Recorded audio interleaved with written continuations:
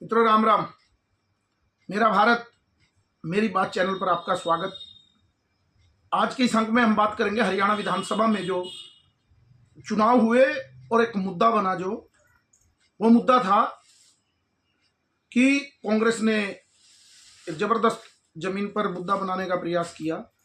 किसान, जवान और नौजवान, यानी कि क्योंकि हरियाणा में किसानी ज़्यादा है और पहलवान ज़्यादा है तो वो मामला भी था, और नौजवान क्योंकि सेना में नौजवान बहुत जाते हैं, उसी के इर्द गिर्द कांग्रेस ने अपना चुनाव बनाया। और भाजपा, जैसे मैंने पिछले अंक में कहा, कि जमीन पर काम करती रही, बिल्कुल स्लो बड़े आराम से, ना कोई ज़्यादा प्रचार उस ढंग से इफेक्टिव किया चुनाव को कि हमने पूरी ताकत झोंक दी। बिल्कुल जमीनी स्तर पर काम करती रही और कांग्रेस ने बनाया कि कांग्रेस का हाथ बदलेगा हालात। बहुत सी चुनावी रेवड़ियां देने की बात भी कांग्रेस ने कही, लेकिन कांग्रेस को असफलता मिली। जिस कांग्रेस को यह लग रहा था कि ये तीन बातें, ये बात हमारे पक्ष में जाएंगी, मेरा अपना आकलन है कि वही तीनों बातें भाजपा के पक्ष में गई और कांग्रेस के विरोध में गई। इसके तथ्य हैं, ऐसा नहीं कि वैसे हवाई बात है। बहुत से लोग कहेंगे इस वजह से हुआ, ये हुआ, लेकिन अब चुनावी नतीजे आ गए। क्योंकि मैंने पहले भी कहा था कि हम सर्वे नहीं कर रहे, हम केवल आकलन करते थे पहले भी, और जमीन पर क्या चल रहा है उसका एक आकलन था, और रिजल्ट आने के बाद उसका भी एक आकलन है। कैसे आकलन है? सबसे पहले हम बात करते हैं जो सबसे बड़ा मुद्दा इस देश में बना, कौन सा? पहलवान का। फोगाट जो विघ्नेश है वो चुनाव लड़ी। मैंने पिछले भी अंक में कहा था कि वो जुलाना से चुनाव ऊपर से लेकर आई है। उनकी सीट वो रहने वाली कहाँ की थी? दादरी की। वो वहां से चुनाव नहीं लड़ी, उन्होंने सबसे सेफ जोन ढूंढा जुलाना को, क्योंकि मैं जींद का हूं तो जींद के बराबर की सीट है, हमारे से 2 किलोमीटर 5 किलोमीटर पर ये सीट पड़ती है। उसने एक सेफ सीट, जहां पर लोकसभा में भी मोदी लहर में भी भाजपा 25,000 वोट से जीती, और आज तक जुलाना में भाजपा कभी चुनाव नहीं जीत पाई। ऐसी सीट को उसने ढूंढा और अपनी दादरी की, जहां वो रहती है, उस सीट को छोड़ दिया। उस दादरी सीट से भाजपा के सांगवान जो एक जेलर थे वो जीते हैं। तो एक बहुत बड़ा आडंबर खड़ा किया विघ्नेश फोगाट के नाम पर, और दीपेंद्र सिंह हुड्डा ये सोच रहे थे कि इसकी वजह से हमें सिंपैथी मिलेगी महिलाओं में और खिलाड़ियों में, और लेकिन मैं पहले भी कह रहा हूं कि उसने, भूपेंद्र सिंह हुड्डा और दीपेंद्र हुड्डा ने चूक की। जहां पर जब वो आई उस पे एयरपोर्ट से, और फिर उसको दीपेंद्र हुड्डा जैसे ही अपनी गाड़ी में बिठा कर लेकर आए, उसी दिन दीपेंद्र हुड्डा ने बड़ी भारी चूक कर ली थी। और उनके जो ताऊ है महावीर फोगाट, जो उनके पिता की तरह, जिन्होंने उनको पाला पोसा बड़ा किया और उनके कोच भी रहे, उनका भी अपमान विघ्नेश फोगाट ने किया। क्योंकि एक कोच, एक गुरु साथ होता है, लेकिन उसने दीपेंद्र हुड्डा को अपना गुरु मान लिया, और उनको, हुड्डा को भी लग रहा था कि इसको भुनाकर हम हरियाणा का चुनाव जीत जाएंगे। लेकिन वो ये भूल कर रहे थे कि जमीन पर, क्योंकि खिलाड़ी वाला मामला ये कर रहे थे, तो बहुत से लोगों को समझ भी आ रहा था कि ये जो एक षड्यंत्र के तहत कि एक खिलाड़ी हार है, मनु भाकर मेडल जीत कर ला रही है, उसका कोई स्वागत नहीं। जिस विघ्नेश फोगाट ने धोखा किया देश के साथ, एक किस्म का अपने भार में कमी की, अपने बेईमानी की, एक किस्म की उसके अंदर खेल में, कि 53 किलोग्राम से हारी वो 50 में गई, जबकि उसका खुद का वजन। फिर उसने आरोप लगाए, और नायब सिंह सैनी मुख्यमंत्री ने उसको अपनी बेटी कहा, और उसको कहा कि चाहे मेडल नहीं लेकर आई, लेकिन पूरा सम्मान और वही जो मेडल लाने वाले खिलाड़ी को मिलेगा वो हम विघ्नेश फोगाट को देंगे, चाहे वो चुनावी राजनीति में चली गई। लेकिन विघ्नेश फोगाट ने अपना तो नुकसान किया ही किया, इसके साथ साथ उसने पूरी कांग्रेस की लुटिया लोगों को लगता होगा बड़ी गलत बात है। उस समय हम लोग कहते, क्योंकि जुलाना में हम लोग देखते थे, वहां के लोग आते थे शहर में, उनका एक ही मकसद था, किसी भी तरह विघ्नेश को हराना है। क्योंकि लोग अब मूर्ख नहीं है, उनको लग रहा था कि इसने जो भी ये प्रोपोगेंडा कर रही है, ये केवल एमएलए बनने के लिए ही है। वो तो करनी ऐसी थी।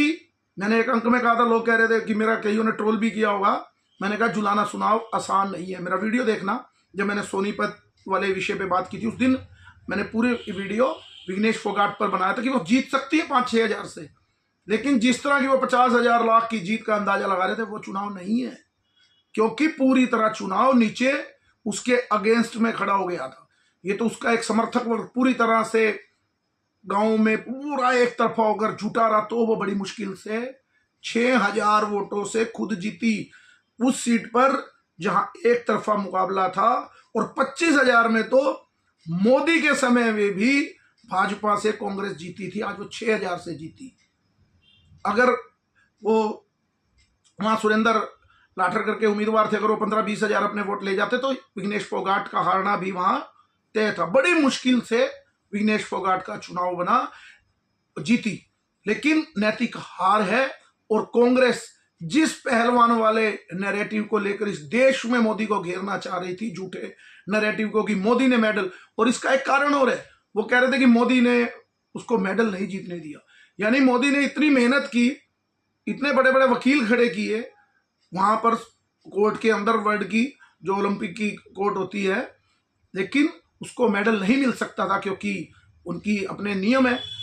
लेकिन यहां पर बेईमानी नहीं की। वैसे मोदी ईवीएम छेड़ता है, बीजेपी ईवीएम की चोरी करती है, लेकिन विघ्नेश फोगाट का मेडल तो ले लिया धोखे षड्यंत्र से, तो ये जीत भी ले लेनी चाहिए थी। यहां से साबित होता है कि ईवीएम में कोई गड़बड़ी नहीं होती, और ना मोदी ने वहां धोखा किया था और ना यहां धोखा किया है।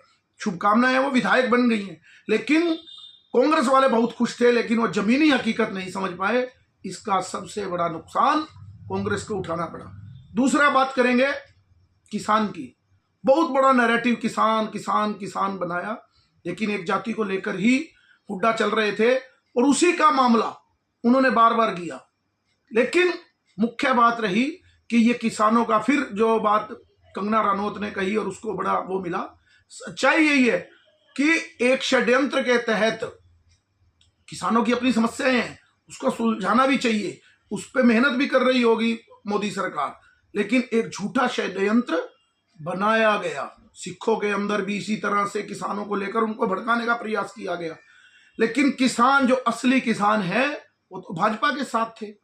आप ये परिणाम, चुनावी नतीजे, जींद जिला जैसा प्योर जिसको जाटलैंड बोलते हैं, वहां 5 में से 4 सीट भाजपा जीत गई। ये विघ्नेश फोगाट ही अकेली जीत पाई केवल 6,000 वोट से। तो किसान, असली किसान किस ओर थे, ये बात भी समझनी होगी। और किसानों का जो एक बड़ा आंदोलन बनाया गया, रोड रोके गए, उससे मैंने फिर कहा हरियाणा के लोगों को बड़ी तकलीफ थी कि बेमतलब का हमारा जीना हराम किया जा रहा है। इसका सबसे बड़ा उदाहरण है पेहवा, जो बड़े एक तीर्थ है पेहवा, हरियाणा में कुरुक्षेत्र का। तो वहां की एक सीट है पेहवा में, वहां से चुनाव लड़ रहे थे किसानों के, हरियाणा और पंजाब के अपने आप को, जिसका पूरा नेतृत्व जो कर रहे थे गुरनाम सिंह चडूनी। गुरनाम सिंह चडूनी जिसका नेतृत्व कर रहे थे, वो पेहवा विधानसभा चुनाव से चुनाव लड़ रहे थे। 1.5 लाख वोट पोल हुई है, तो वहां से केवल 1170 वोट गुरनाम सिंह चडूनी को मिली है। कितने बड़े किसान नेता हैं, ये बातें इतनी बड़ी करते हैं कि सारा किसान हमारे साथ है, बड़े बड़े रोड को ब्लॉक करते हैं कुछ लोग। सैकड़ों में इन लोगों की संख्या होती है, लेकिन लाखों करोड़ों लोगों को ये लोग परेशान करने का काम करते हैं।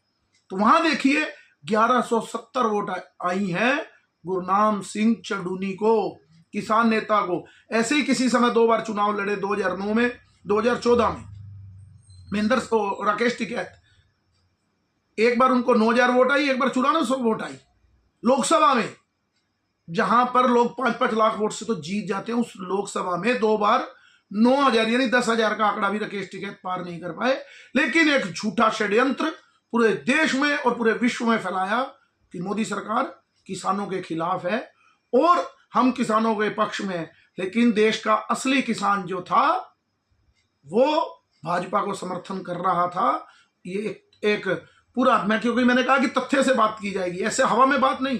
जैसे बांग्लादेश में हुआ, केवल 2-3 लाख लोगों ने मिलकर ढाका को घेर लिया और पूरी सत्ता परिवर्तन कर दी और फौज ने कुछ नहीं किया और सत्ता परिवर्तन हो गया और बन गया कि लोग उनके खिलाफ थे। नहीं तो उसी शेख हसीना की पार्टी ने पूर्ण बहुमत से सरकार बनाई थी। ऐसे ही कुछ अराजक तत्व सड़कों पर निकलकर ये तय करते हैं कि हमें मोदी को हटाना है और सारा देश खिलाफ है। लेकिन जब आम मतदाता वोट डालता है वो इन चीजों को देखता है उन्होंने ही कितनी 10 साल की एंटी इनकम्बेंसी भाजपा सरकार के बाद तो भी कितने प्यार से चुपचाप तरीके से साइलेंट होकर इन लोगों को हराने का और नरेंद्र मोदी और जो नायब सैनी की भाजपा सरकार को लाने का काम किया। तीसरा मुद्दा रहा नौजवान, अग्निवीर योजना। बड़ा प्रचार किया अग्निवीर योजना का। मैंने एक वीडियो स्पेशल अग्निवीर योजना के बारे में बनाया था कि अग्निवीर योजना का कितना लाभ होने वाला है।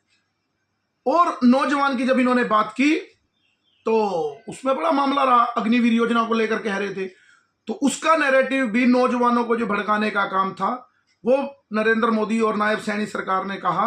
वैसे भी मैंने एक वीडियो उसमें कहा था कि कितनी बड़ी योजना है, कितना फायदा युवाओं को अग्निवीर योजना से होने वाला है।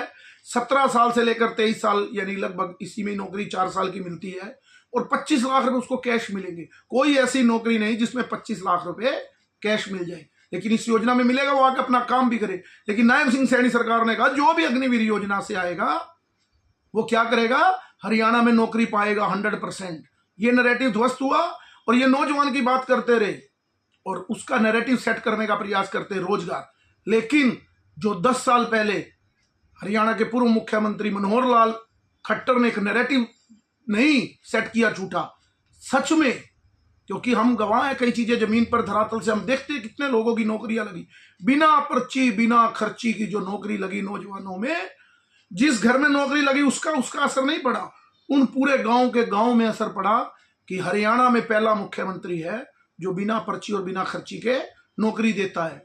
कोई भ्रष्टाचार का दाग उन पर 9.5 साल के राज में नहीं लगा और कोई ये नहीं कह सकता कि मैंने इस व्यक्ति को पैसे दिए और इस आदमी ने मेरी नौकरी लगवा दी।